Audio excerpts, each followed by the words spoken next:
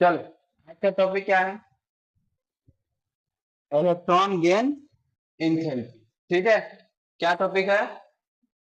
Electron gain enthalpy. ठीक है, तुमको क्या लगता है किस चीज पे डिपेंड करेगा? ये किस चीज पे डिपेंड करेगा?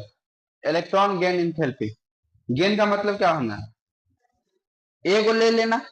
ए को क्या कर लेना? ले लेना। कि ए वो पहले हम लोग पढ़े थे, इलेक्ट्रॉन लॉस पढ़े थे क्या? ये आयोनाइजेशन एंथैल्पी पढ़े थे। आयोनाइजेशन एंथैल्पी लगभग सेम होगा, रिलेटेड होगा। आयोनाइज कब हो जाता है? जब ये देता है तब क्या हो जाता है? आयनाइज हो जाता है, चार्ज हो जाता है। और जब ये को लेगा, चाहे ये को गेन करेगा, ये को क्या करेगा? गेन करेगा। ठीक है, तो जब कोई उदासीन गैसीय परमाणु एक इलेक्ट्रॉन ग्रहण कर ऋणायन में परिवर्तित हो जाता है। ठीक है, और तुमको पता है जब हम लोग लेते हैं तो हम पे कौन सा चार्ज हो जाता है? नेगेटिव चार्ज होता है। तो चलिए लेंगे, उसके बाद नेगेटिव चार्ज होगा। तो ये बात बताया मैं। अगर बैंक से हम पैसा ले लेते हैं तो हमारे ऊपर क्या आ जाता है? ऋण हो जाता है। क्या हो जाता है? ऋण। मतलब कि हम पे कौन सा चार्ज आ जाएगा? ऋणात्मक चार्ज आ जाएगा। मतलब कि निगेटिव चार्ज हमारे ऊपर क्या हो जाएगा? आ जाएगा। ठीक है, तो जब कोई उदासीन गैस परमाणु एक इलेक्ट्रॉन ग्रहण कर ऋणायन में परिवर्तित होता है तो इस प्रक्रम में हुए एंथैल्पी परिवर्तन को उस तत्व का इलेक्ट्रॉन लिंक एंथैल्पी या डेल्टा ईजी एक्स कहते हैं। ठीक है, तो यहाँ पे क्या होता है? एक्स का मतलब कोई भी हैलोजन। एक्स का मतलब कोई भी हैलोजन या कोई भी नॉन मेटल जो इलेक्ट्रॉन ले सकता है। जो इलेक्ट्रॉन क्या कर सकता है? ले सकता है। हम लोग हैलोजन इसलिए बोलते हैं कि सबसे स्ट्रांग वही लोग है इलेक्ट्रॉन लेने में, क्योंकि एओ का कमी होता है और एओ आसानी से क्या कर लेता है? ले लेता है। ठीक है, तो यहाँ पे कोई भी एक्स है, हैलोजन ग्रुप है, और एगो इलेक्ट्रॉन क्या किया है? लिया है। और एगो इलेक्ट्रॉन लेगा तो उसके बाद क्या बना देगा? Noble gas. क्या बना देगा? नोबल गैस बना देगा। या जो अभिक्रिया कर रहा होगा उस अभिक्रिया में अपना आगे बढ़ जाएगा, बॉन्ड बना के क्या हो जाएगा? आगे बढ़ जाएगा। ठीक है, तो 17वें वर्ग के हैलोजन की डेल्टा ईजीएच का मान अत्यधिक ऋणात्मक होता है। यानी कि जो हैलोजन ग्रुप है वो सबसे अधिक ऋणात्मक होता है। और क्यों होता है यह बताने का जरूरी है? कौन बता सकता है हमको?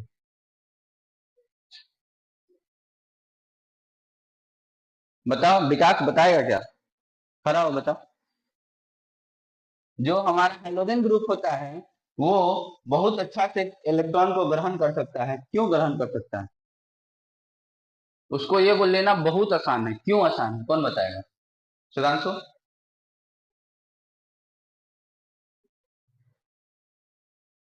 सनी। रोशन। अंशुमान।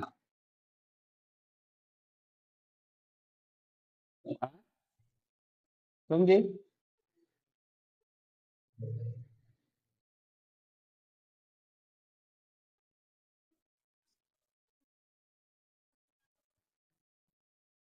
फिर से बोलो। हाँ,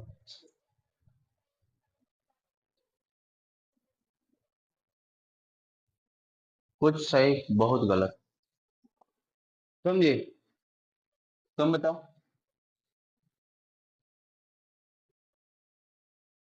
तुम खुशबू।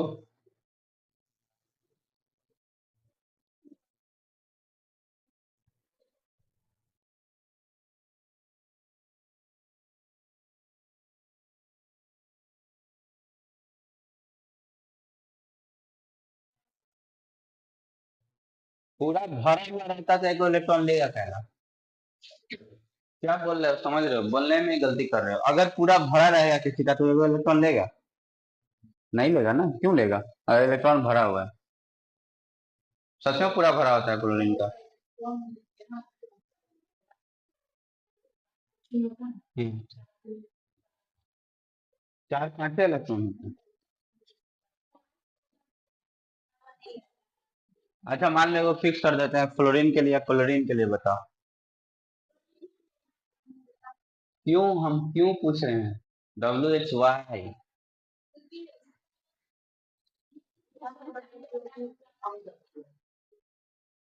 ठीक है, और कोई कारण? एगो तो कारण है कि एगो इलेक्ट्रॉन चाहिए उसको ऑक्टेट पूरा करने के लिए, ठीक है। दूसरा कोई कारण?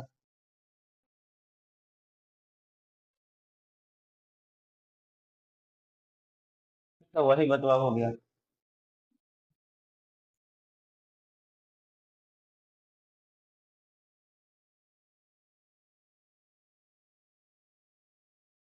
जा,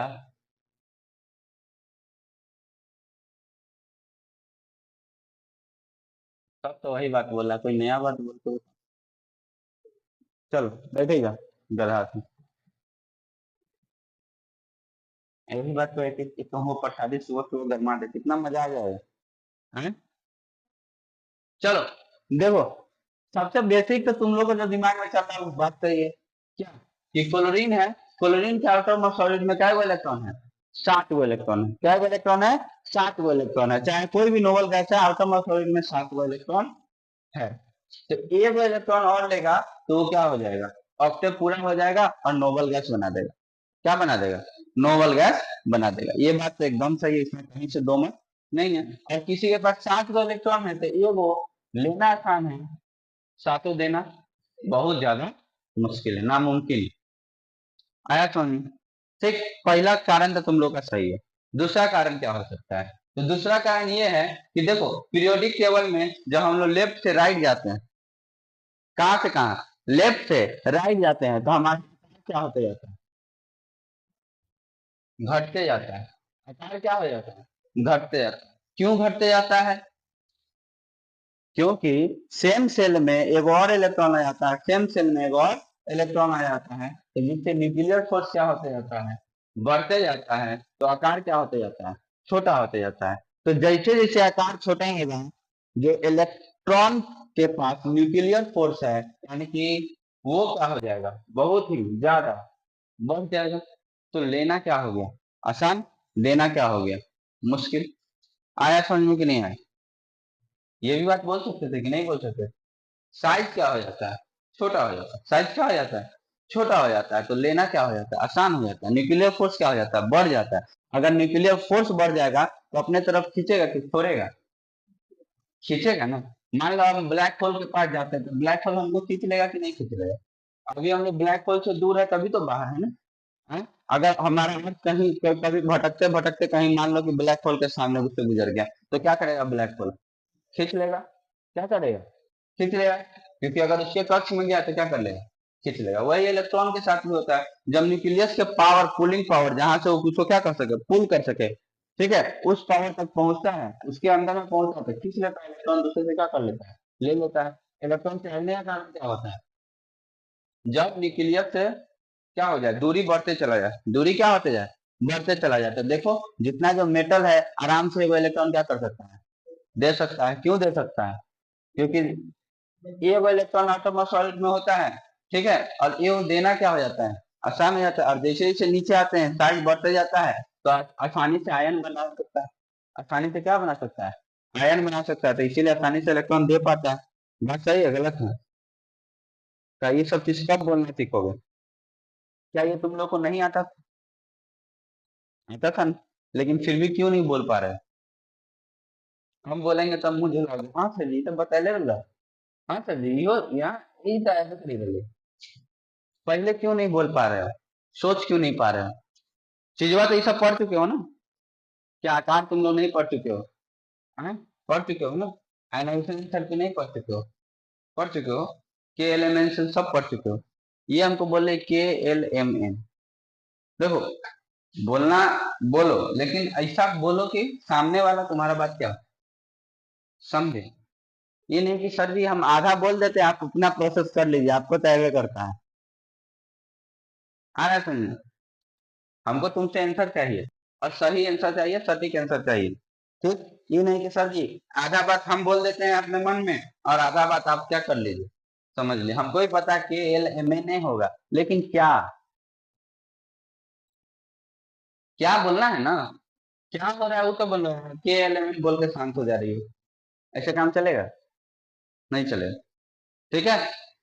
आ रहा है समझ में? तुमको बताना होगा, हर एक क्यों का तुमको जवाब आना चाहिए। देखो, हम यहाँ तुमको याद करवाने के लिए नहीं बैठे हैं। हम तुमको क्या करने के लिए बैठे हैं? समझाने के लिए बैठे हो, और एक बार विश्वास करो तुमको अच्छा से समझ में आ जाता है, तुमको हर एक क्यों का जवाब क्या होगा पता होगा, और उसके बाद तुमको याद करने का जरूरत नहीं पड़ेगा। ठीक है, तो तुम हर एक क्यों का जवाब खोजने के पीछे पढ़ो, याद करना ये सब करना ये सब खुद हो जाएगा। तुम जब पढ़ोगे ना, 2 बार 3 बार 4 बार किताब पढ़ोगे, तुमको खुद सारा चीज याद हो जाएगा, तुमको याद करने की जरूरत नहीं। ऑब्जेक्टिव मानना, ऑब्जेक्टिव चीज लगेगा। समझ में आ रहा है? न्यूमेरिकल प्रॉब्लम बनाना है, जब तक ले दिमाग शार्प नहीं रहेगा न्यूमेरिकल प्रॉब्लम नहीं मिलने वाला। फार्मूला बेस हिला लोगे, फार्मूला बेस क्वेश्चन को क्या कर लोगे, बना लोगे, लेकिन जो फार्मूला बेस नहीं है वो तुमसे नहीं होगा, इतना याद रखना। ठीक है, तो फार्मूला में से जो भी ऊपर है उसमें थोड़ा मोड़ा इधर उधर चेंज किया रहता है, और जिस चैप्टर का है जरूरी नहीं उसी चैप्टर का उसमें कंसेप्ट लगे, दूसरे चैप्टर का भी क्या लगता है, कंसेप्ट लगता है। ठीक है, तो फार्मूला में क्वेश्चन बन जाएगा, लेकिन सारा क्वेश्चन बनाने में दिक्कत होगा। क्या लगता है ये जो चीज अभी तुम पढ़ रहे हो, क्या चैप्टर 1 में जब क्वेश्चन बनाया उस समय इसका जरूरी नहीं पड़ा, रिवीजन करना उस समय समझ में आया कि जिस समय जिस क्वेश्चन में तुम पहले फंसे थे, अब उस क्वेश्चन तुमको आसानी से बन रहा है, अब तुम कोई नया क्वेश्चन में क्या हो रहा हो, फंस रहे हो। ठीक है, आ रहा है समझ में कि नहीं आ रहा है? ठीक, तो कंसेप्ट पे ध्यान दो, और जो भी तुमको आता है उसको बोलने का कोशिश करो, और बोलो ऐसा कि सामने वाला भी क्या कर पाए, कहे कि हाँ सही बोल रहे हो, या चलो इसमें ये चेंज हो सकता है। ठीक, ये ना कि आधा जो नॉलेज है, आधा में भी आधा बोलो कि सामने वाला अपने आप समझ जाए, आपको तो सब आता है आप समझ जाइए, ऐसा नहीं होना चाहिए। ठीक, आगे। तो अगर क्या होगा, मान लो कि एक इलेक्ट्रॉन को क्या करता है, लेता है, एक इलेक्ट्रॉन को लेता है, करेगा। ठीक है, और कहीं पे इलेक्ट्रॉन जब जुड़ेगा, तो जहां पे भी इलेक्ट्रॉन क्या होगा, जुड़ेगा, वहां पे ये नोबल गैस बनेगा, और वहां से एनर्जी निकलेगा, वहां पे एनर्जी क्या होगा, निकलेगा, वो रिलैक्स होता है। क्या होता है, रिलैक्स होता है। जब नोबल गैस में जाता है तो इलेक्ट्रॉन जो क्या होता है, रिलैक्स होता है, और तब वहां से एनर्जी निकलता है, लेता नहीं है। ठीक है, जहां से भी क्या हो, जब रिलैक्स होगा तो एनर्जी क्या होगा, निकलेगा। आ जाओ। ठीक है, जब रिलैक्स होगा तो क्या होगा, एनर्जी निकालेगा, अंदर नहीं लेगा। ठीक है, आगे।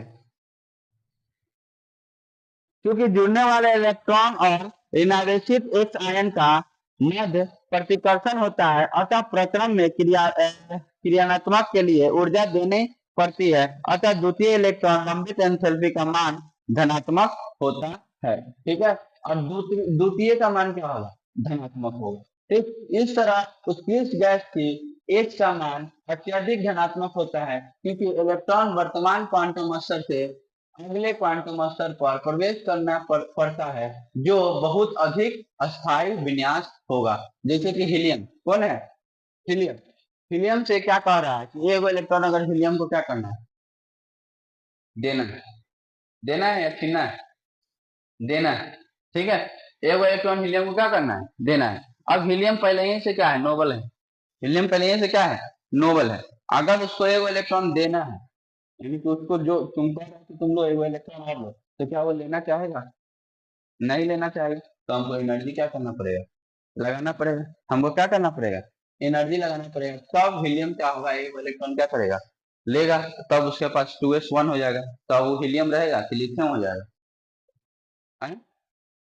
3 गो इलेक्ट्रॉन किसके पास होता है, लिथियम के पास। मतलब कि अगर हीलियम को एक और इलेक्ट्रॉन देना है, हीलियम को अगर एगो और इलेक्ट्रॉन देना है, तो अगर नोबल गैस को हमको इलेक्ट्रॉन देना है तो हमको एनर्जी क्या लगेगा, ज्यादा लगेगा। लेकिन अगर हमको फ्लोरीन को ब्रोमीन को आयोडीन को अगर एगो एनर्जी देना है, एगो इलेक्ट्रॉन देना है, तो हमको एनर्जी लगेगा नहीं, और वो एनर्जी उल्टा हमको दे देगा। क्या कर लो, आया समझ नहीं आ रहा, कि मान लो कि तुमको 5 रुपया का चॉकलेट खाना है, तुम्हारे पास 4 रुपया है।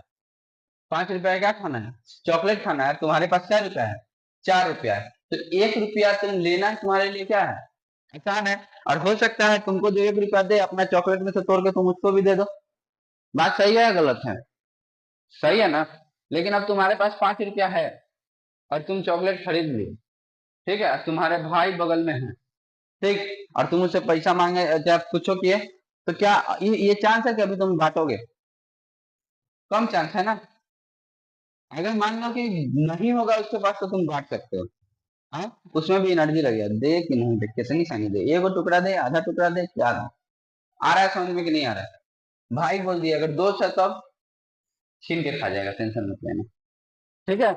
हाँ, तो दोस्त मानता नहीं है, छीन के क्या कर जाएगा, खा जाएगा, उसका टेंशन तुम मत लेना। वो अपना हिस्सा, वो अपना अधिकार जानता है, वो अपना अधिकार जानता है, तो उसका टेंशन तुमको लेने का जरूरी नहीं है। ठीक। लेकिन कोई ऐसा है जिसको तुमको देना पड़े, तो क्या ये देने का एनर्जी ज्यादा लगेगा या नहीं लगेगा? लगेगा ना। क्यों? क्योंकि अब तुम देख रहे हो, हम 5 रुपया 5 दिन में पापा के पॉकेट में से निकाले हैं, एक एक रुपया करके हमको जमा हुआ है 5 रुपया, अब ये हम कैसे बांट ले? आ रहा है समझ में, नहीं आ रहा है? तो जब तुम्हारे पास पूरा एनर्जी रहेगा, जब तुम नोबल होगे, तुमको एनर्जी का कमी नहीं है, ठीक है, या तुमको इलेक्ट्रॉन का कमी नहीं है, तो तुमको ये को देना या ये को लेना बहुत ज्यादा मुश्किल हो जाता है। क्या हो जाता है? मुश्किल हो जाता है। लेकिन क्लोरीन के पास ए वो कम है। अब कोई बाहरों का आदमी आया, तुम्हारे पास 4 रुपया, 4 रुपया के कारण तुमको चॉकलेट नहीं खाना है, नहीं मिल पा रहा है, दुकानदार नहीं दे रहा है, और वो तुमको 1 रुपया दिया, तो तुमको चॉकलेट मिल गया, तो तुम क्या करोगे? चॉकलेट फाड़ोगे, एगो टुकड़ा करके उसको हालिस क्या कर दोगे? दे दोगे। क्यों? तुमको यहाँ देने में सोचना पड़ेगा क्या? नहीं सोचना पड़ेगा। क्यों नहीं सोचना पड़ेगा? क्योंकि तुम उससे सहयोग लिए हो ना जी, तो उसके बदले में तुमको फेवर रिटर्न करना पड़ेगा या नहीं करना पड़ेगा? तो तुम उसका फेवर क्या कर देते हो? रिटर्न कर देते हो, तो यहाँ पे आसान हो जाता है। इसीलिए क्लोरीन, फ्लोरीन, ब्रोमीन, आयोडीन, ये को देना है, उसके लिए क्या हो जाता है, बोले एनर्जी निकालना क्या हो जाता है, आसान हो जाता है। ठीक है। उसके बाद ऑक्सीजन, सल्फर, ठीक है, ये सब के पास भी 2 इलेक्ट्रॉन लेता है, कितने इलेक्ट्रॉन लेता है? 2 इलेक्ट्रॉन लेता है। ठीक है। आगे, इलेक्ट्रॉन लंबित इंथैल्पी को प्रभावित करने वाले कारक। ये जो ये जो इलेक्ट्रॉन गेन इंथैल्पी है, इलेक्ट्रॉन गेन इंथैल्पी का क्या क्या कारक है जो इसको क्या करता है, प्रभावित करता है? तो सबसे पहला कारक क्या है? Atomic radius. एटॉमिक रेडियस, ठीक है, बिना बोले आ गया। ये सब पहले हमने पढ़ लिए। क्या पढ़ लिए? तो देखो, अगर एटॉमिक रेडियस छोटा होगा, एटॉमिक रेडियस छोटा होगा, मतलब लेना और ज्यादा क्या होगा, आसान होगा। लेना क्या होगा, आसान। क्यों? क्योंकि न्यूक्लियस का फोर्स क्या होगा, ज्यादा होगा। अगर न्यूक्लियस का फोर्स ज्यादा है तो खींचेगा, अगर न्यूक्लियस का फोर्स ज्यादा है तो क्या होगा, खींचेगा। तो क्या लगता है, अगर ऊपर से नीचे आएगा तो क्या लगता है, आकार बढ़ता है या घटता है? खाली फ्लोरीन में देख लो, फ्लोरीन का आकार, क्लोरीन का आकार, ब्रोमीन का आकार, किसका आकार सबसे छोटा है? फ्लोरीन का, फिर क्लोरीन का, फिर ब्रोमीन का उससे बड़ा। ठीक है। तो देखो, ऊपर से जब नीचे आएंगे, फ्लोरीन, क्लोरीन, ब्रोमीन, आयोडीन, ठीक है, फ्लोरीन, क्लोरीन, ब्रोमीन और आयोडीन, ठीक है, तो क्या होगा, लेने का प्रोबेबिलिटी घटेगा, लेने का प्रोबेबिलिटी बढ़ेगा? घटेगा। क्यों घटेगा? क्योंकि आकार क्या होते जा रहा है, बढ़ते जा रहा है। आकार क्या होते जा रहा है, बढ़ते जा रहा है। अगर आकार बढ़ गया तो न्यूक्लियर फोर्स क्या हो गया, घट गया। अगर न्यूक्लियर फोर्स घट गया तो लेना आसान हो गया तो मुश्किल हो गया, मुश्किल हो गया। है समझ में? मान लो तुम्हारे पॉकेट में कुछ है, सोना है, चांदी है, हीरा है, मोती है, ठीक है, नाक में है, कान में है, ठीक है, और हम जा रहे हैं, कह रहे हैं, चल कान में चल, तुम दोगे क्या? नहीं दोगे? नहीं ना दोगे? आ रहा है समझ कि नहीं में? चल निकाल के लाओ। नहीं, चाकू निकालेंगे, रख देंगे, चल निकाल। आ रहा है समझ में? जब तक ले हमारा लेने का अति नहीं प्रबल होगा, तब तक ले तुम दोगे नहीं? दोगे ना। चाकू निकाल के गर्दन पर रख देंगे, निकाल, दोगे? आ रहा है समझे? पहले तो पॉकेट टू आ गए। हाँ, और सबसे पहले पॉकेट टू आ गए। क्यों? क्योंकि इसको निकालना क्या है, आसान है। पर्स खाली से नीचे उतार के दे दोगे। क्यों? क्योंकि पर्स निकालना क्या है, आसान है। पर्स निकाल के दे दोगे, पॉकेट में से जो भी है निकाल के दे दोगे। ऐसे काम ना चलता हो। ये जो पहनने वाला ये वाला हो, ना ये ना, ये माई बहुत मेहनत से खरीद ले, ये ना, ये ना। करोगे कि नहीं करोगे? करोगे ना। इसको निकालना भी और ज्यादा क्या होगा, मुश्किल होगा। हाँ, समझ में आ रहा है? तो पूरा यहाँ गर्दन पर धराएगा, तब खाली वाली निकालोगे, नहीं तो सुतल रहोगे तो काट के ले जाएगा। ठीक है। तो इसमें फोर्स लगेगा कि नहीं लगेगा? लगेगा ना। तो क्या कर रहा है, जैसे ही नीचे आ रहा है, आवाज से नहीं है, जैसे ही क्या हो रहा है, नीचे आ रहा है, तो नीचे आता है तो हमको पता है आकार क्या हो जाता है, बड़ा। अगर आकार बढ़ा तो रेडियस क्या हो जाएगा, बड़ा। और रेडियस अगर बढ़ा तो फोर्स क्या हो जाएगा, छोटा। क्योंकि फोर्स जो क्या होता है, के Q1 Q2 by are square होता है, ये होता है, ये बात पता है। तो फोर्स क्या हो जाता है, घट जाता है। अगर फोर्स घट गया तो खींचना क्या हो गया, मुश्किल हो गया। खींचना क्या हो गया, मुश्किल। तो हम तुमसे ले नहीं पाएंगे, ले नहीं पाएंगे। बात सही है गलत? तो अगर हम फ्लोरीन, क्लोरीन, ब्रोमीन, आयोडीन में देखें, तो जब हम नीचे आते हैं तो गेन करने की एंथैल्पी घट जाता है। क्या हो जाता है, घट जाता है। अच्छा चलो, तो देखो अतः इलेक्ट्रॉन निर्मित एंथैल्पी का मान क्या हो जाता है, घट जाता है। ठीक है, लेकिन वही अगर हम लोग इधर से चले, लेफ्ट से किधर चले, राइट चले, ठीक है, तो लेफ्ट से राइट चलने में क्या होता है बताओ, तो धीरे धीरे आकार छोटा होता है या बड़ा होता है, छोटा होते चला जाता है। जब लिथियम में होगा, बेरिलियम में होगा, ब्रोन में होगा, कार्बन में होगा, ठीक है, तो इससे इधर जब हम लोग जाएंगे तो आकार क्या होता जाता है, छोटा। पहले बड़ा था, उसके बाद उससे छोटा, उससे छोटा, उससे छोटा। क्यों हो रहा है छोटा, पहला क्लास के बाद क्यों हो रहा है छोटा, इलेक्ट्रॉन का संख्या क्या होते जा रहा है, बढ़ते जा रहा है। इलेक्ट्रॉन की संख्या क्या होते जा रहा है, बढ़ते जा रहा है। तो इलेक्ट्रॉन का संख्या बढ़ते जा रहा है तो न्यूक्लियर फोर्स बढ़ते जा रहा है, तो आकार छोटा होते जा रहा है। तो हम लोग जब लेफ्ट साइड से राइट साइड जाते हैं, तब हम लोग कहाँ से कहाँ जाते हैं, लेफ्ट साइड से राइट साइड जाते हैं, तो हमारा आकार क्या होते जाता है, छोटा होते जाता है। आकार क्या होते जाता है, छोटा होते जाता है। तो जब आकार छोटा होते जाएगा, आकार क्या होते जाएगा, छोटा होते जाएगा। तो आकार जब रेडियस छोटा हो गया, रेडियस क्या हो गया, छोटा हो रहा है, तो फोर्स क्या हो रहा है, बड़ा हो रहा है। फोर्स क्या हो रहा है, बड़ा हो रहा है। बात समझ में आया कि नहीं? ठीक है, क्यों बड़ा हो रहा है, क्योंकि तुमको पता है फोर्स जो होता है किसके बराबर होता है, तो के Q1 Q2 by are square के। मतलब कि थोड़ा भी अगर रेडियस छोटा होगा तो फोर्स बहुत ज्यादा बढ़ेगा। किससे बढ़ेगा, तो स्क्वायर के प्रोपोर्शन बढ़ेगा। आ रहा है समझ में कि नहीं आ रहा, मतलब कि फोर्स अगर रेडियस 2 गुना छोटा हुआ है तो फोर्स 4 गुना ज्यादा मजबूत हुआ है। आ रहा है समझ में, रेडियस अगर 3 गुना छोटा हुआ है तो फोर्स 9 गुना ज्यादा क्या होगा, मजबूत हुआ है। ठीक, तो फोर्स अगर 9 गुना ज्यादा मजबूत हो गया, रेडियस 3 छोटा हुआ, तो फोर्स 9 गुना। आ रहा है समझ में कि नहीं आ रहा है, स्क्वायर के प्रोपोर्शन में, किसके प्रोपोर्शन में, स्क्वायर के। ये बात तो ध्यान रखना। ये चीज समझ में आया कि नहीं है, आया, आगे बढ़े, रिकॉर्डिंग हो रहा है,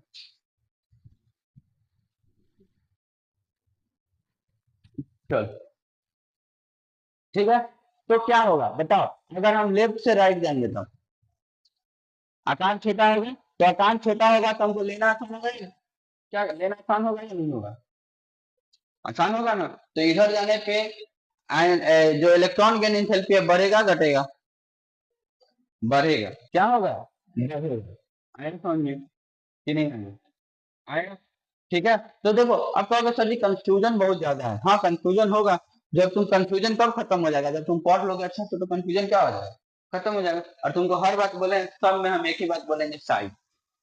सब का रिलेशन किसके साथ कर दो, साइज के साथ। ठीक है, तो अगर इधर से इधर जाने में साइज घट रहा है, तो अगर साइज घट रहा है तो फोर्स बढ़ेगा, फोर्स क्या होगा, बढ़ेगा। अब फोर्स बढ़ेगा तो खींचना आसान होगा या मुश्किल होगा, अगर न्यूक्लियर फोर्स बढ़ गया है तो खींचना आसान है या मुश्किल है, आसान है ना जी। है? तुम्हारे पास पहले एक हाथ था, तुम खींच रहे थे, खींच रहे थे, खींच रहे थे, लड़का थे, जब सियान हो जाएगा तो तुम्हारा वही हाथ क्या हो जाएगा, मजबूत हो जाएगा, तुमको खींचना क्या हो जाएगा, आसान हो जाएगा ना। पहले एक हाथ से तुम 5 किलो का डंबल उठाते थे, और जिम में 15 दिन 20 दिन का, उसके बाद 1 किलो से 15 किलो का डंबल उठाने लगे। ठीक, और सियान होगा, तुम्हारा उम्र 25 साल हो गया, 30 साल हो गया, तुम अब क्या किए, 50 किलो का डंबल उठाने लगे थे वहां से। आ रहा समझ में कि नहीं आ रहा, तो तुम्हारा जब अंदर का फोर्स बढ़ा है तो तुम खींचना क्या कर दिए, कैपेसिटी को बढ़ा दिए हो ना, तुम्हारे लिए खींचना क्या हो गया, आसान हो गया। ठीक है, आगे बढ़े, चलो। तो पहला प्रभावी कारण क्या था हमारा, साइज, क्या, साइज। और साइज के कारण कैसे होता है ये चीज समझ लो। दूसरा कारण समझो कि प्रभावी नाभिकीय आवेश, यानी कि इफेक्टिव न्यूक्लियर चार्ज। ठीक है, जेड इफिशिएंसी, मतलब कि न्यूक्लियस पे कितना चार्ज, न्यूक्लियस पे कितना चार्ज है। तो देखो इलेक्ट्रॉन लंबित इंथैल्पी डायरेक्टली प्रोपोर्शनल टू प्रापकीय नावेशिक नाभिकीय आवेश, मतलब कि न्यूक्लियस पे कितना नंबर ऑफ प्रोटॉन, न्यूक्लियस पे कितना नंबर ऑफ प्रोटॉन है। तो सोच के देखो, जितना नंबर ऑफ प्रोटॉन होगा, जितना नंबर ऑफ प्रोटॉन होगा उतना ज्यादा खींचने वाला होगा, क्योंकि इलेक्ट्रॉन कौन सा चार्ज है, नेगेटिव चार्ज है, और प्रोटॉन कौन सा चार्ज है, पॉजिटिव चार्ज है। आ रहा है समझ में कि नहीं आ रहा है, ठीक है। और देखो प्रोटॉन ऊपर होता है ना, तो ये डायरेक्टली प्रोपोर्शनल हुआ फोर्स से कि नहीं हुआ, ये किसके डायरेक्टली प्रोपोर्शनल हुआ, फोर्स से क्या हुआ, डायरेक्टली प्रोपोर्शनल। अगर ये 2 गुना होगा तो ये भी 2 गुना, ये 4 गुना होगा तो ये भी 4 गुना। मतलब कि जब हम लोग इधर से इधर की तरफ बढ़ते जाएंगे धीरे धीरे, ठीक है, धीरे धीरे इधर से इधर क्या करते जाएंगे, सोच के देखो, क्लोरीन को खींचने वाला क्या होगा, क्लोरीन के पास खींचने वाला क्या होगा, 7 गो, क्या होगा, 7 गो। एक इलेक्ट्रॉन पे क्या बड़े जोर लगाएगा, 7 गोली तरीका से नहीं पीछे आएगा। कौन आएगा बताओ? ऑक्सीजन। कौन आएगा? ऑक्सीजन। क्या है इसके हाथ में करो? सल्फर आएगा। क्या आएगा? सल्फर। एक वो स्टेप पीछे आएगा। अब सल्फर, तो सल्फर को खींचने वाला क्या है? 6 गो आए। उसके पीछे आ जाओ, क्या आएगा? फास्फोरस। फास्फोरस से खींचने वाला क्या है? 5 गो। उससे भी पीछे आ जाओ, कौन आ जाएगा? सिलिकॉन। ठीक है, सिलिकॉन के पास खींचने वाला क्या है? 4 गो। ठीक है, उससे भी पहले आ जाओ तो कौन आएगा? एल्युमिनियम। आ रहा है समझो? देखो एल्युमिनियम खींचने वाला नहीं है, देने वाला है। समझो सफर तुम्हारा कहाँ से चालू हुआ? क्लोरीन से। और जहां तक एल्युमिनियम पे आया, एल्युमिनियम को लेने आता ही नहीं, देने आता है। एल्युमिनियम को क्या आता है? कितना घट गया समझ रहे हो? कै गो आवर्त इधर आया, कै गो अथी करते हो? 3 गो से 4 गो। ठीक। तो क्लोरीन के पास लेने वाला 7 गो है, इलेक्ट्रॉन का खींचना है एगो। मान लो कि तुम्हारे पास 7 गो दोस्त हो। ठीक है, एगो पिज्जा का पैकेट बीच में रखा, एगो पिज्जा रखा गया और 7 गो दोस्त हो, क्या लगता है क्या सेकंड लगेगा? रखाएगा, एक कहूँ हाथ जाएगा और छीना जाएगा, लूटा जाएगा। रेस्टोरेंट में नहीं बैठे हुए हो, मान लो घरे बैठे हो, रेस्टोरेंट में तमीज दिखाते हो। ठीक है, घरे बैठे हो, क्या करते हो? लिट्टी है, मान लो 7 गो लिट्टी, सॉरी 7 गो लिट्टी तो बेकार हो जाएगा। एगो चीज, कोई एगो चीज जैसे पिज्जा। ठीक है, क्या करोगे? छीन लोगे, हारे। 2 मिनट में खत्म हो जाएगा, 2 मिनट में क्या आ जाएगा? खत्म हो जाएगा। एगो इलेक्ट्रॉन है, एगो इलेक्ट्रॉन को खींचने के लिए 7 गो प्रोटॉन बैठा हुआ है। एगो इलेक्ट्रॉन को खींचने के लिए 7 गो प्रोटॉन बैठा हुआ है, क्या लगता है बहुत जल्दी खींचेगा? क्योंकि फोर्स क्या लगेगा? कम लगेगा ना। फोर्स क्या लगेगा? खींचना क्या हो जाएगा? आसान हो जाएगा। और एगो इलेक्ट्रॉन आता है, एगो इलेक्ट्रॉन को खींचने के लिए एगो इलेक्ट्रॉन बैठा रहता, तो मुकाबला तो बराबर का होता। मुकाबला किसका होता? बराबर का होता, वहां पे बहुत ज्यादा मुश्किल होता। आ रहा है समझ में बात की नहीं आ रहा है? ठीक है। दूसरा बात समझो। अब जैसे जैसे हम लोग इधर घट आ रहे हैं, संख्या क्या होते जा रहा है? घटते जा रहा है। मतलब कि 6 गो, 5 गो, 4 गो। आ रहा है समझ में नहीं आ रहा है? तो जब हम लोग ले इधर से, मान लो कि इधर से राइट से लेफ्ट जाएंगे, किधर से किधर? राइट से लेफ्ट जाएंगे, तो खींचना हमारे लिए क्या होते चला जाएगा? मुश्किल होते चला जाएगा। खींचना हमारे लिए क्या होते जाएगा? या लेफ्ट से अगर हम लोग राइट जाएंगे तो खींचना हमारे लिए क्या होते जाएगा? आसान। खींचना हमारे लिए क्या होते जाएगा? आसान। ये चीज समझ में है? तो जब हम लोग लेफ्ट से राइट जाते हैं, तो लेने का प्रोडक्ट फिर से वही बात आ गया, पहले ही बात कि आसानी से हम क्या कर सकते हैं? ले सकते हैं, आसानी से हम ले सकते हैं। ठीक है, तो वही चीज लिखा हुआ है। किसी परमाणु के प्रभावी नाभिकीय आवेश पर मान जितना अधिक हो, उसका बाहरी इलेक्ट्रॉन के प्रति आकर्षण बल उतना ही क्या होता है? अधिक होता है। फलतः अधिक ऊर्जा मुक्त होगा और इलेक्ट्रॉन लंबित एंथैल्पी का मान भी अधिक होगा। ठीक। क्यों अधिक होगा? क्या हम लोग अंदर जाके समझ के आ गए? हम जब पूछेंगे तो इतना चीज बता सकते हो? देखो इस किताब में नहीं लिखा है। लिखा है क्या? देख लो, लाइन बाय लाइन पढ़ लो, कहीं लिखा है? नहीं लिखा है। ये तुमको समझाना पड़ेगा, समझना पड़ेगा। ठीक है, ये तुमको क्या करना पड़ेगा? समझना पड़ेगा क्यों खिंचा रहा है? क्यों मान बढ़ क्यों रहा है? ठीक है, किताब से एक लाइन अपना लिखा, निकल गया। चलो आगे। किसी आवर्त में बाएं से दाएं चलने पर प्रभावी नाभिकीय आवेश का मान क्रमशः बढ़ते जाता है। क्यों बढ़ते जाता है? इस बात हम समझा दिए। क्यों बढ़ते जाता है? कि बार बार उसके पास एक और प्रोटॉन, एक और प्रोटॉन, एक और प्रोटॉन क्या होते चला जाता है? गेन होते चला जाता है। ठीक है। अगला, अतः आने वाले इलेक्ट्रॉन पर नाभिकीय आकर्षण बल बढ़ते चला जाता है। तो प्रोटॉन का संख्या बढ़ेगा तो फोर्स भी बढ़ेगा, क्योंकि दोनों क्या होता है? डायरेक्टली प्रोपोर्शनल होता है। ठीक है, रेडियस को भी क्या है जान ही रहे हो। अब अतः इलेक्ट्रॉन मोमेंट एंथैल्पी का मान क्या हो जाता है? बढ़ता है। अगला क्या है? Shielding effect. अगला क्या है? Shielding effect. देखो शिल्डिंग बिल्डिंग की तरह नहीं दिख रहा है। शिल्डिंग किसकी तरह दिख रहा है?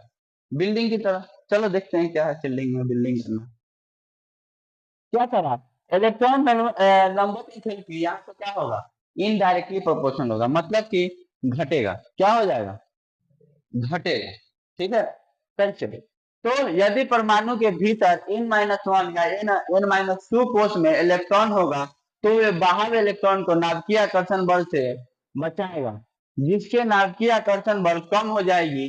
फलतः इलेक्ट्रॉन लंबत इंथैल्पी का मान भी क्या हो जाएगा? कम हो जाएगा। क्या होगा अगर इंधन में भीतर में कितना n-1 या n- क्या 2, n-1 या n- क्या हो टू हो तो क्या होगा, इससे फिलिंग इफेक्ट होगा और जिससे बल क्या हो जाएगा, घट जाएगा। बल क्या हो जाएगा, घट जाएगा। अगला क्या है, परमाणु का अस्थायी इलेक्ट्रॉनिक विन्यास। ठीक है, परमाणु का अस्थायी इलेक्ट्रॉनिक विन्यास से क्या होता है, इन्वर्सली प्रोपोर्शनल होता है। ठीक है, मतलब कि यदि परमाणु के इलेक्ट्रॉनिक विन्यास में बाह्य कोश में अर्थपूर्ण क्या हो, अर्थपूर्ण अथवा इलेक्ट्रॉनिक विन्यास NH2 NP6 हो तो नए इलेक्ट्रॉन जुड़ने पर तत्व की स्थायित्व कम हो जाएगी, अतः यह इलेक्ट्रॉन बंधुता का मान कम हो जाएगा या ऊर्जा का अवशोषण होता है। देखो क्या बताते हैं, पहले ही बताते हैं हाफ फील्ड और फुल फील्ड। क्या बताते हैं, हाफ फील्ड और फुल फील्ड। हमारे पास कौन कौन सा ऑर्बिटल है, तो हमारे पास p ऑर्बिटल है, हमारे पास d ऑर्बिटल है, हमारे पास f ऑर्बिटल है। और जब भी ये हाफ फील्ड है और या फुल फील्ड है, जब भी ये हाफ फील्ड है या क्या है, फुल फील्ड है, तब ये दिक्कत करता है। तब ये क्या करता है, दिक्कत करता है। जब ये हाफ फील्ड भी होता है और जब ये फुल फील्ड भी होता है, बहुत ज्यादा मजबूत होता है। बहुत ज्यादा क्या होता है, मजबूत होता है। ठीक है, मतलब कि हाफ फील्ड भी है तो लेना नहीं चाहेगा, जल्दी लेना नहीं चाहेगा, क्योंकि हाफ फील्ड भी मजबूत है। हाफ फील्ड भी क्या है, ये मजबूत है। और फुल फील्ड होता है तो लेना या देना तो नहीं चाहता है। हाफ फील्ड हो जाता है तो लेना या देना नहीं चाहता, तो उसको लेने या लेन देन करने में हमको ज्यादा एनर्जी क्या होता है, लगता है। या कभी हाफ फील हो जाए, ये बात पहले पता है कि नहीं पता। ठीक है, रेडियस का भी बात पता है। ठीक, तो जब भी हाफ फील या फुल फील हो जाता है तो इसको लेना और देना थोड़ा सा एनर्जी क्या लगता है, ज्यादा लगता है। ठीक है, तो जब भी किसी भी एटम में देखो जिसका पी ऑर्बिटल फुल फिल होने वाला है या हाफ फिल होने वाला है, वहां पे एनर्जी क्या लगता है, ज्यादा लगता है। ठीक है,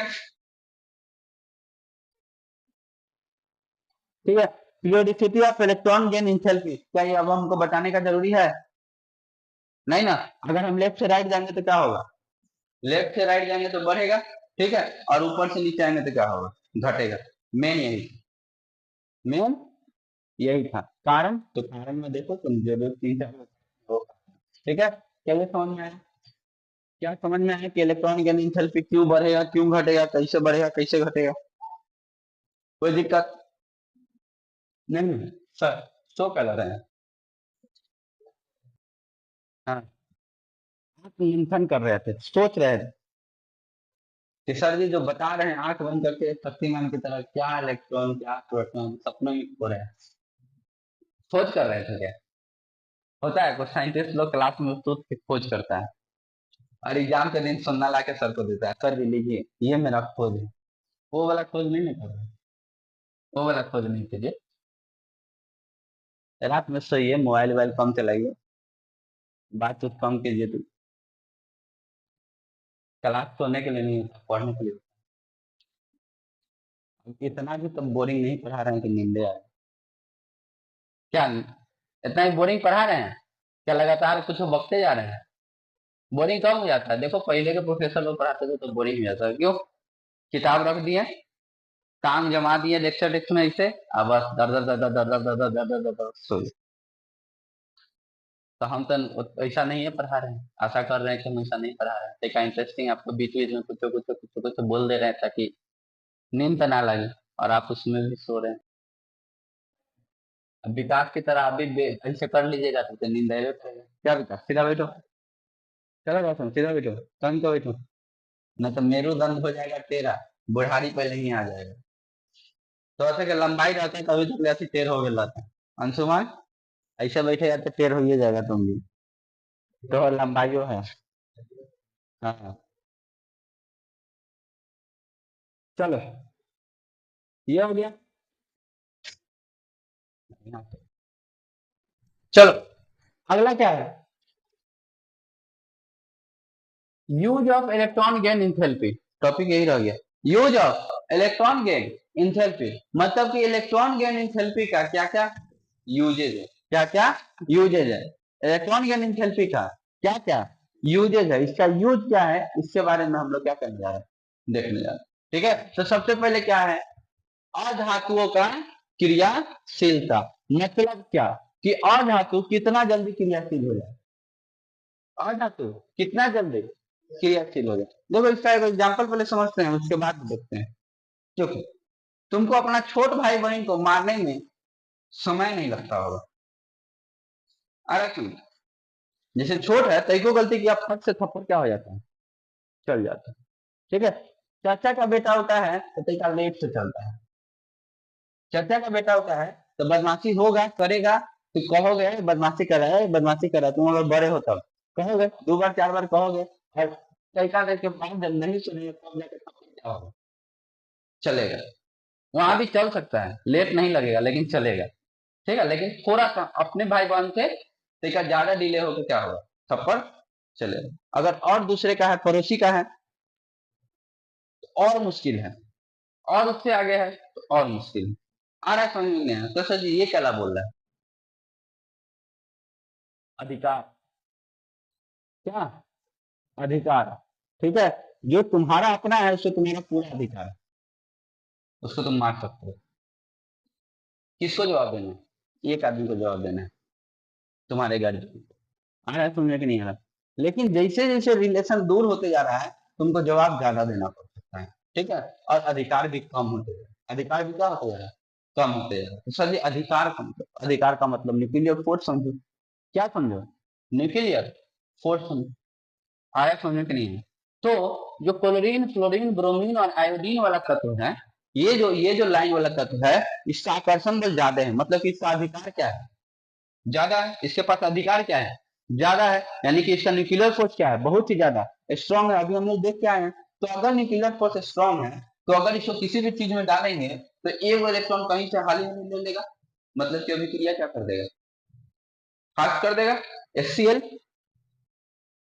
सोच के देखो, हाँ स्ट्रांग है कि नहीं है, HCl एक, दो भाई और दोनों तबाह है। बात सही है गलत है?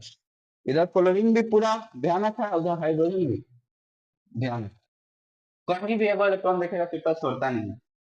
क्लोरीन वही है। आ रहा है समझ, पानी में जाएगा, धराधर टूटना शुरू हो जाता है, hydrogen chlorine hydrogen chlorine hydrogen chlorine. आ रहा है समझ, शरीर पर गिरेगा, शरीर को खा जाएगा। ठीक, जहां भी गिरता है वहां जाते ही रिएक्शन शुरू कर देता है। बात सही है गलत? सही है, क्यों, सोचे हो कभी? इसी कारण से। आ रहा है समझ, गेन करना उसके लिए बहुत ही क्या है, आसान है। गेन करना उसके लिए बहुत ही क्या है, आसान है। ठीक है, कई को भी हाइड्रोजन से कोई एक्टिव मिलता है, हाइड्रोजन से कोई ज्यादा एक्टिव मिलेगा, हाइड्रोजन को चट से न छोड़ देता है। हाइड्रोजन के साथ तो मजबूरी में है, हाइड्रोजन के साथ मजबूरी में है। जैसे ही उसको हाइड्रोजन के बाद लिथियम दिखेगा, सोडियम दिखेगा, पोटेशियम दिखेगा, किसके पास जाएगा वो, लिथियम के पास जाएगा, सोडियम के पास जाएगा, पोटेशियम के पास जाएगा, रुबिडियम के पास जाएगा, मैग्नीशियम के पास जाएगा, एल्यूमिनियम के पास जाएगा। आ रहा है समझ में कि नहीं आ रहा है? इसीलिए जब भी मेटल के पास एसिड जाता है इतना जल्दी रिएक्ट होता है। ये चीज समझ में आया कि नहीं है? क्योंकि जैसे ही हाईली रिएक्टिव एलिमेंट मिलेगा, क्लोरीन पहले भले हाइड्रोजन को पहले छोड़ेगा और उसके साथ क्या करेगा, बॉन्ड बनाएगा, नमक बनाएगा। क्या बनाएगा, नमक बनाएगा। आ रहा है समझ में कि नहीं आ रहा? मतलब उसको खाना शुरू कर देगा, क्या करना शुरू कर देगा, खाना शुरू कर देगा। क्यों? क्योंकि तुमको पता है एसिड के बाद क्लोरोजिव प्रॉपर्टी होता है, और क्यों ये क्लोरोजिव प्रॉपर्टी होता है आप तुमको ये समझ में आ रहा है कि नहीं समझ में आ रहा है? अभी तक तुम लोग पढ़े हो एसिड के पास क्या होता है, क्लोरोजिव प्रॉपर्टी होता है, मतलब खाने वाला प्रॉपर्टी होता है। जितनी चीज पर रखो तो क्या कर जाता है, खा जाता है। ठीक है, क्यों खा जाता है ये समझ में आ गया? क्योंकि जैसे किसी भी चीज में पड़ता है उसका हाइड्रोजन और क्लोरीन का बॉन्ड क्या हो जाता है, टूट जाता है। और क्लोरीन जो है आसानी से एक इलेक्ट्रॉन ले सकता है, तो जो भी चीज है अगर हाइड्रोजन से ज्यादा रिएक्टिव है तो उसका क्या कर लेगा, एक इलेक्ट्रॉन छीन लेगा। वही प्लास्टिक की बोतल क्यों नहीं, उसका हाइड्रोजन छोड़ना क्या है, उसके अंदर जो भी है हाइड्रोजन से लेस सिलेक्टिव है, इसलिए नहीं। आ रहा है समझ में कि नहीं आ रहा? नहीं तो प्लास्टिक की बोतल को भी क्या करेगा, खा जाएगा। एसिड कहाँ कथी के डिब्बा में आता है, प्लास्टिक नहीं तो शीशा, दूसरे में आता है, नहीं ना आता है, दूसरे में नहीं आता है, या तो प्लास्टिक में आएगा नहीं तो शीशा में आएगा। दूसरे में डालो उसी को खा जाएगा।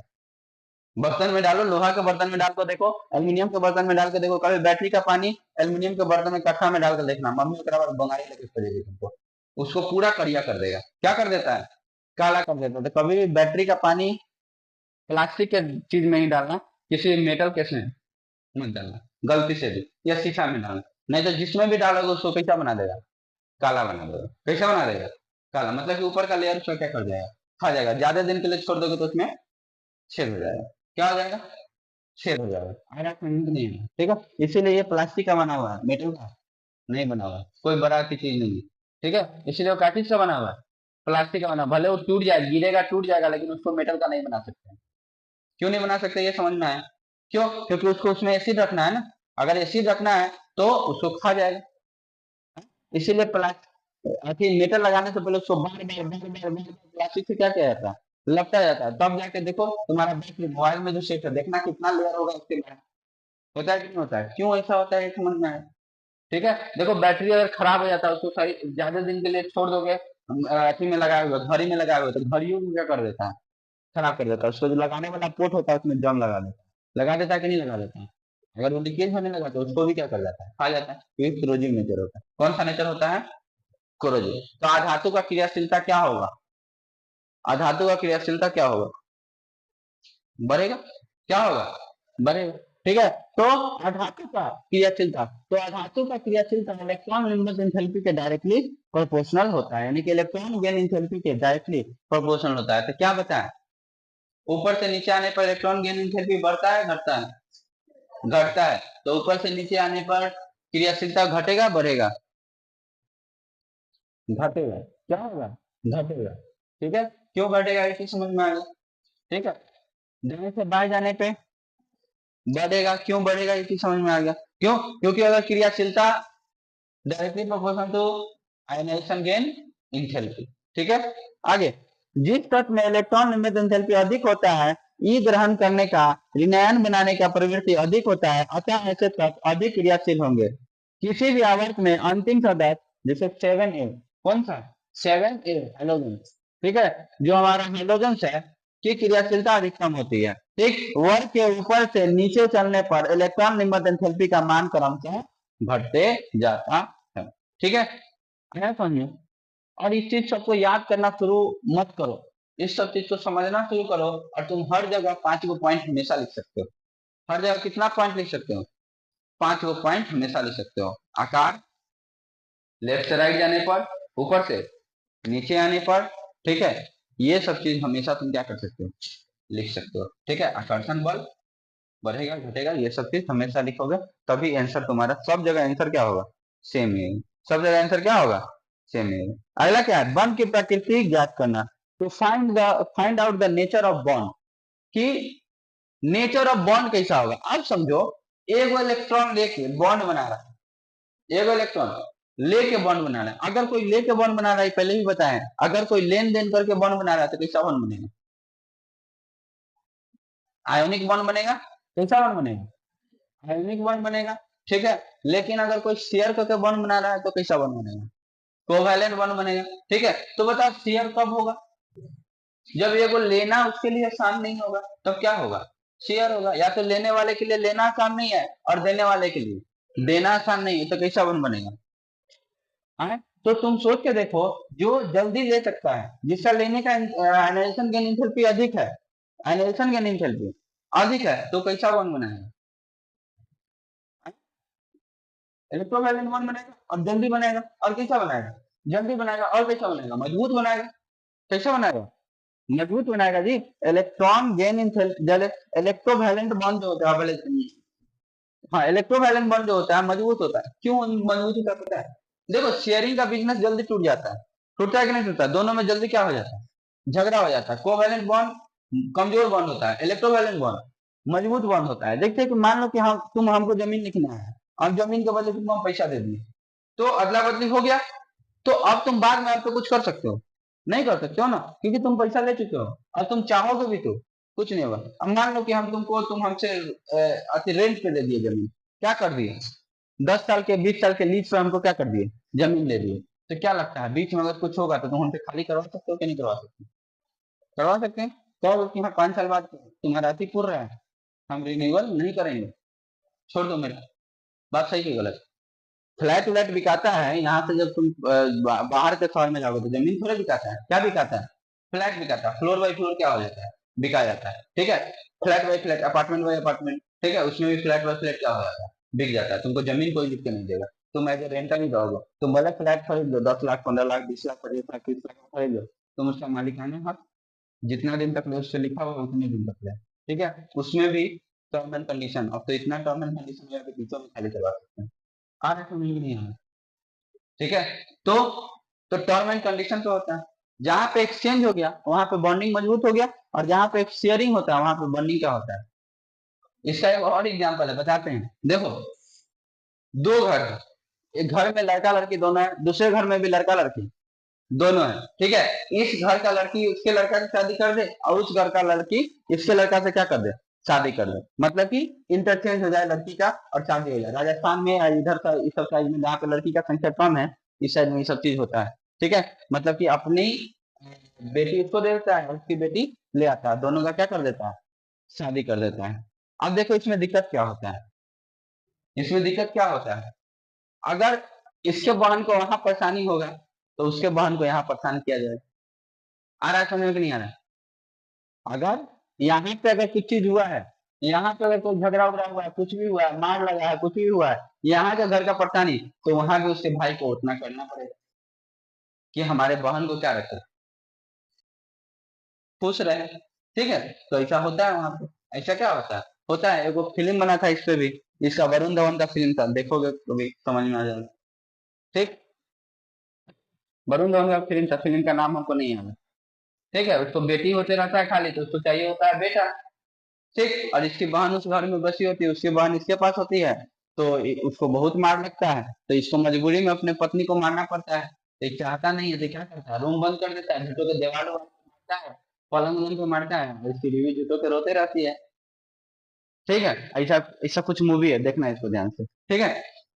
तो इसमें ये वाला चीज चलता है। तो देखो ये वाला बॉन्ड दिक्कत कर रहा है कि नहीं कर रहा है, क्या कर रहा है, दिक्कत कर रहा है ना, हमेशा क्या परेशानी है, हमेशा क्या है, परेशानी है। लेकिन अगर लेन देन खत्म वाला मतलब कि हम लाए, हो गया, मेरी बहन दूसरे के घर है, तो क्या मेरा जो परेशानी होगा मेरे बहन के घर जाएगा, नहीं जाएगा। क्या मेरे बहन का घर का परेशानी क्या मेरे घर आएगा, मेरे तक रह जाएगा ना, यहीं पे क्या हो जाएगा, खत्म हो जाएगा। तो लेन देन में आसान होता है, लेन देन क्या होता है, आसान होता है, शेयरिंग क्या होता है, मुश्किल होता है और हमेशा दुख देता है, ठीक। तो बॉन्ड की प्रकृति ज्ञात करना, find out the nature of bond.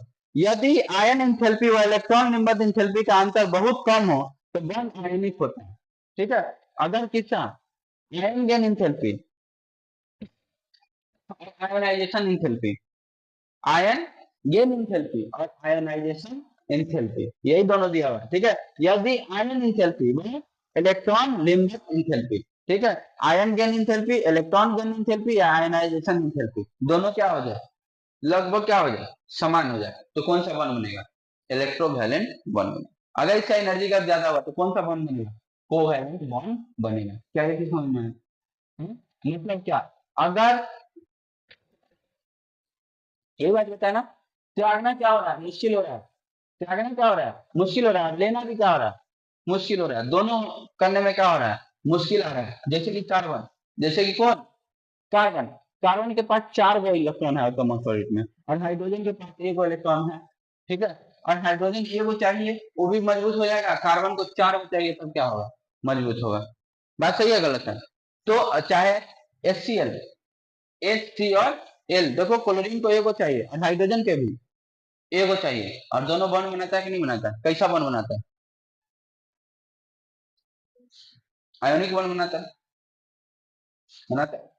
अरे हाइड्रोजन हाइड्रोजन, क्लोरीन क्लोरीन, कैसा बॉन्ड बनाता है, कोवेलेंट बॉन्ड बनाता है, ठीक है।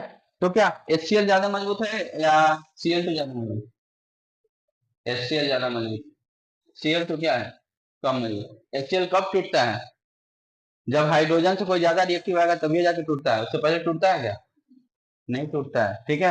हाँ, आगे, यदि आयनिक एंथैल्पी व इलेक्ट्रॉनिक नंबर एंथैल्पी का अंतर बहुत अधिक हो तो मध्य में शुद्ध सहसंयोजिक बल बनता है, क्योंकि इतना अधिक ऊर्जा जलक ऊर्जा से प्राप्त नहीं हो जाती है।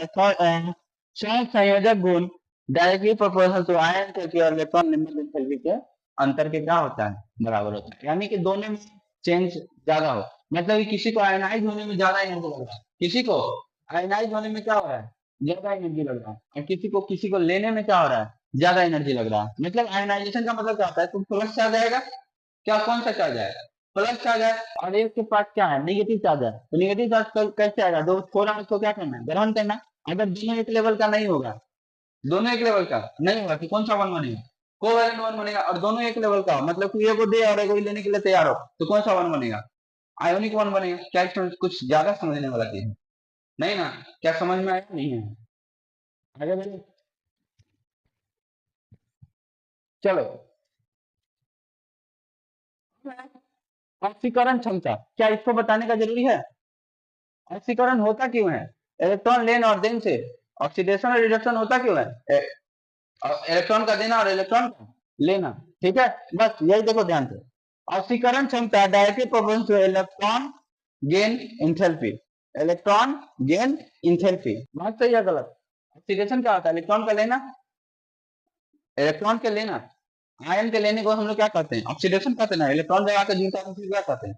ऑक्सीडेशन कहते हैं। इलेक्ट्रॉन के छोड़ना को हम लोग क्या कहते हैं? रिडक्शन कहते हैं। तो ये डायरेक्टली प्रोपोर्शनल होता है। जितना अच्छा से ले सकता है उतना ज्यादा अच्छा ऑक्सीडाइजिंग एजेंट होगा। जैसे ऑक्सीजन बहुत अच्छा ऑक्सीडाइजिंग एजेंट होता है, क्लोरीन बहुत अच्छा ऑक्सीडाइजिंग एजेंट होता है या नहीं होता है? ठीक है, तो आयनाइजेशन एंथैल्पी जैसे जैसे बढ़ेगा ऑक्सीडाइजिंग पावर वैसे वैसे बढ़ेगा। आयनाइजेशन एंथैल्पी जैसे जैसे घटेगा ऑक्सीडाइजिंग पावर वैसे वैसे घटेगा।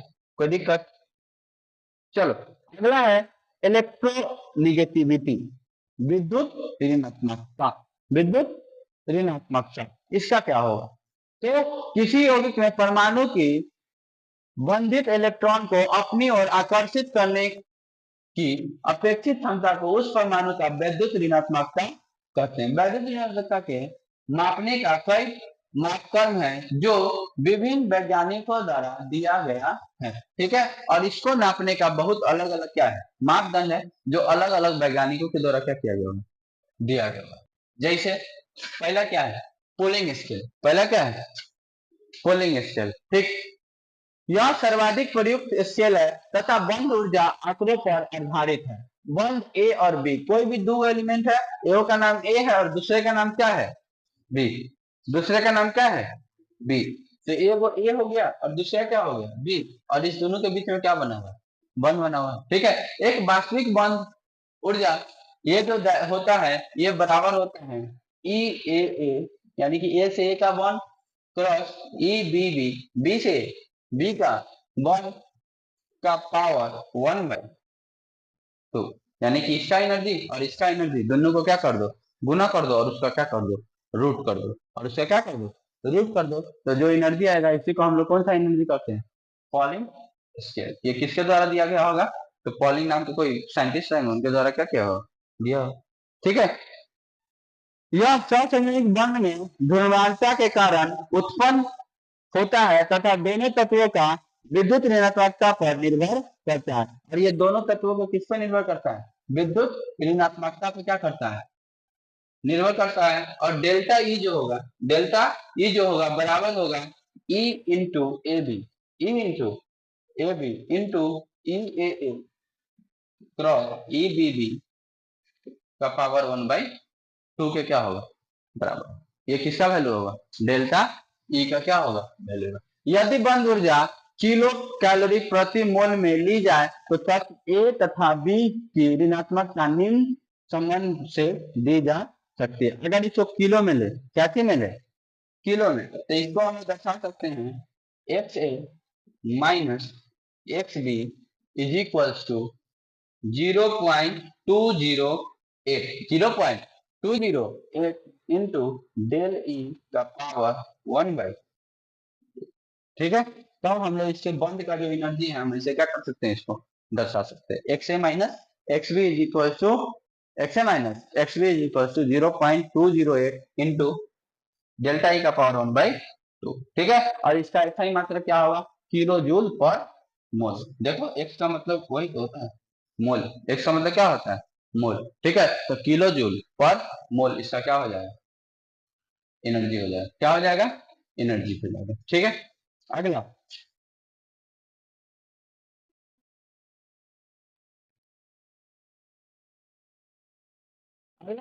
मूल्यांकन मापदंड क्या है? मूल्यांकन मापदंड। देखो, मूल्यांकन के अनुसार किसी तत्व की विद्युत ऋणात्मकता उनके आयन एंथैल्पी तथा इलेक्ट्रॉन विमर्श एंथैल्पी की औसत होता है। ठीक है, तो ये क्या होता है? उसके औसत के क्या होता है? बराबर होता है। मतलब कि इलेक्ट्रॉन गेन एंथैल्पी और प्लस आयनाइजेशन एंथैल्पी दोनों को क्या कर दो? जोड़ दो और दूसरे क्या कर दो? भाग कर दो। ठीक है, उससे क्या हो जाएगा? बराबर हो जाएगा। ये तो और आसान है। ये क्या है? और आसान। आयनाइजेशन गेन एंथैल्पी और आयनाइजेशन एंथैल्पी दोनों को क्या कर देंगे, इलेक्ट्रॉन गेन एंथैल्पी और आयनाइजेशन एंथैल्पी दोनों को क्या कर देंगे, जोड़ देंगे और बटा में क्या कर देंगे, 2 कर देंगे। तो हम यहाँ से भी क्या कर सकते हैं, निकाल सकते हैं। ठीक है, अगला है